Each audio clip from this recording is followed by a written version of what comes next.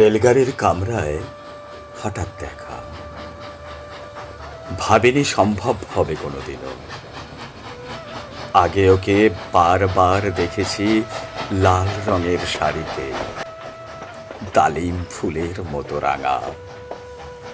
আজ পরেছে কালো রেশমের কাপড়, আঁচল তুলেছে মাথায় দোলন চাপার মতো চিকন গৌর মুখখানি ঘিরে।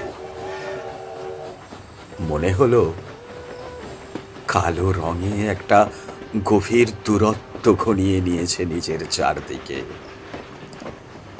যে দূরত্ব সর্ষে ক্ষেতের শেষ সীমানায়, শালবনের নীলাঞ্জনে। থমকে গেল আমার সমস্ত মনটা। চেনা লোককে দেখলেম অচেনার গাম্ভীর্যে। হঠাৎ খবরের কাগজ ফেলে দিয়ে আমাকে করলে নমস্কার। সমাজবিধির পথ গেল খুলে, আলাপ করলেন শুরু। কেমন আছো, কেমন চলছে সংসার, ইত্যাদি।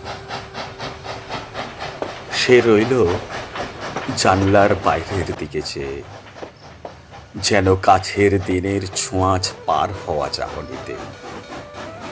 দিলে অত্যন্ত ছোট দুটো একটা জবাব, কোনোটা বা দিলেই না।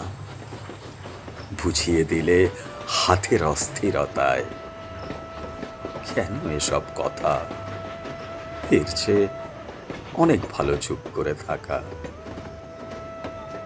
আমি ছিলেন অন্য বেঞ্চিতে, ওর সাথীদের সঙ্গে। এক সময় আঙ্গুল নেড়ে জানালে কাছে আসতে। মনে হলো কম সাহস নয়। বসলুম ওর এক বেঞ্চিতে। গাড়ির আওয়াজের আড়ালে বললে মৃদুস্বরে, কিছু মনে করো না।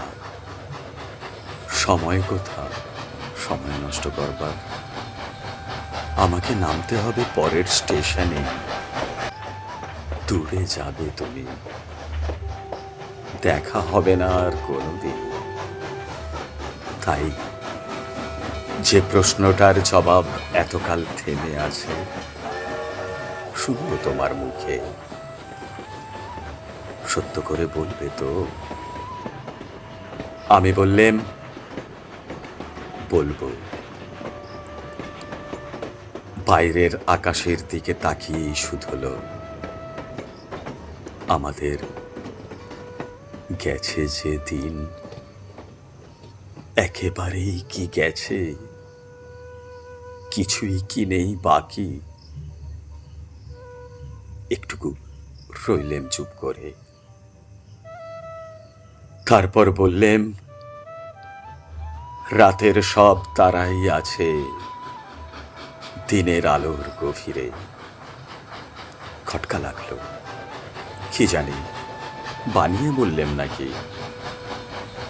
ও বললে, থাক, এখন যাও ওদিকে।